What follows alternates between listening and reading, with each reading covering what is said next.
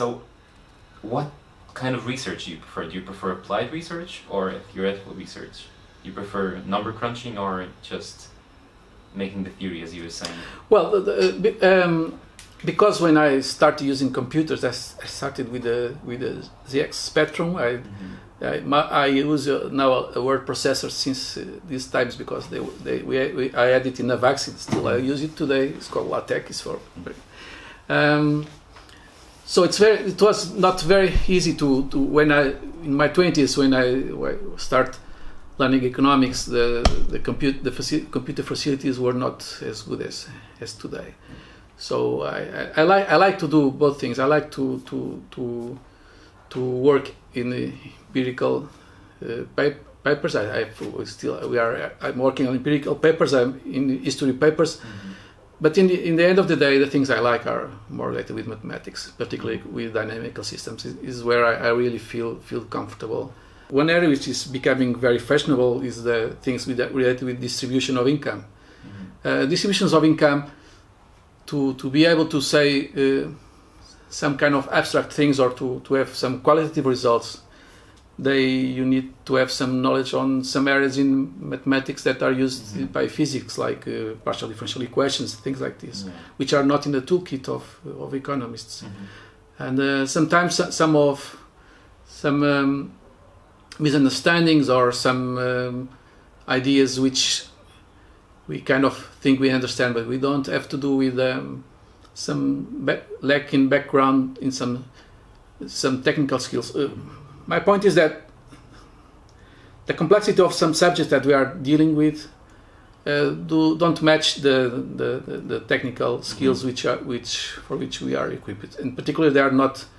I think for students who did a master's or a PhD, they feel the difference between what they study at the undergraduate level to what they need to know to produce some new research is a very, very high step. So for some reason, I think there is a kind of a feeling from people that, like for students, that what is being done in research is completely useless and out mm-hmm. of reach. This maybe have to do with the way the undergraduate is designed. But do you think that gap is reachable? It's closable? Well, it depends on some masters. In some masters, these things are done, mm-hmm. and still people feel this gap. Well, on the other hand, maybe people who are in the market as regular economists, they don't really need to know most of those things. And there is something funny with the economic time series if you compare with some areas in physics. For some reasons, we see if we see the problem of an economy as kind of a big game with lots of people interacting, in which the structure in which they interact, the markets they change. Both people think on the past and future, which are some uncertainty. All our behavior regarding uncertainty, all the institutions that we have out there that have to do with dealing with uncertainty. So the surprising thing is, in the end of the day, if you look at the series in macroeconomic series, they are very smooth. Mm-hmm. In some physics, in some areas in physics, you have a very simple model. You don't have many components, and they are basically mechanical. And with the small model, you have a very complex pattern. Mm-hmm. So this is something puzzling. So when you have a simple structure, a simple model leading to very complex dynamics, and in economics you have lots of people interacting, something which is very complex, but on the aggregate it seems like to be. Mm-hmm. So this allows you two kinds of approaches. And I think it's still today in macroeconomics there is this kind of divide between the practitioners, the people that we see on TV, they speak about macroeconomics, and the macroeconomics research. The first kind of people, they just look at the series, that they are relatively smooth, and basically it looks like they are very simple, and you don't need to know much to connect them. There is the relationship between the GDP, the interest rates, and they basically don't vary much. On the other side, you have people that are trying to understand the mechanism, but because the mechanism has several parts, when you try to put them on a model, it becomes almost very hard to understand and to. So how should you connect these two things? I'm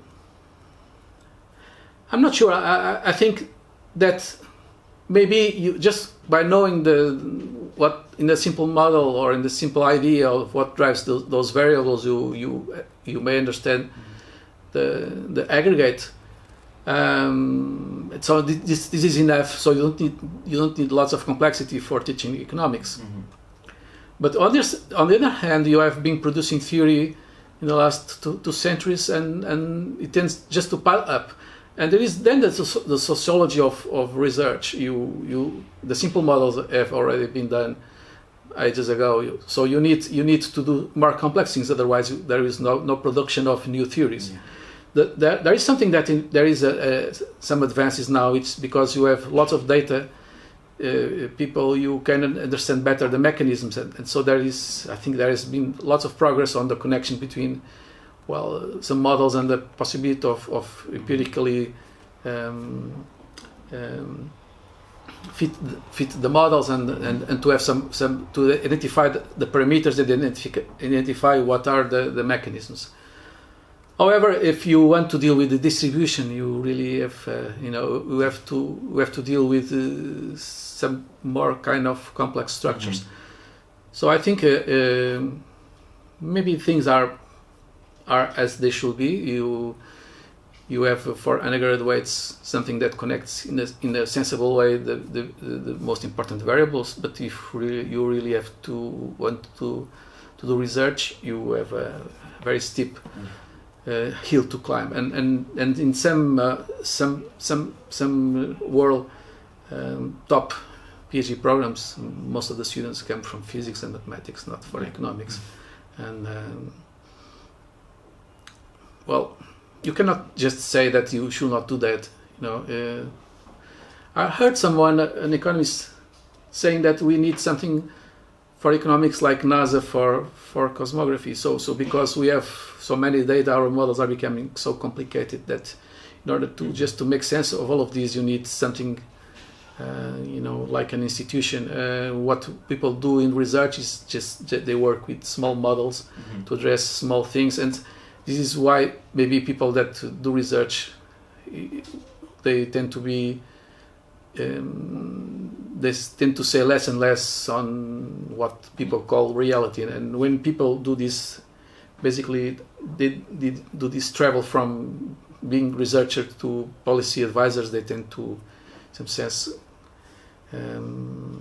behave in a different way, and maybe these models just give them some kind of intuition on what's mm-hmm. working on, and they are not applying directly some kind of models they have worked with.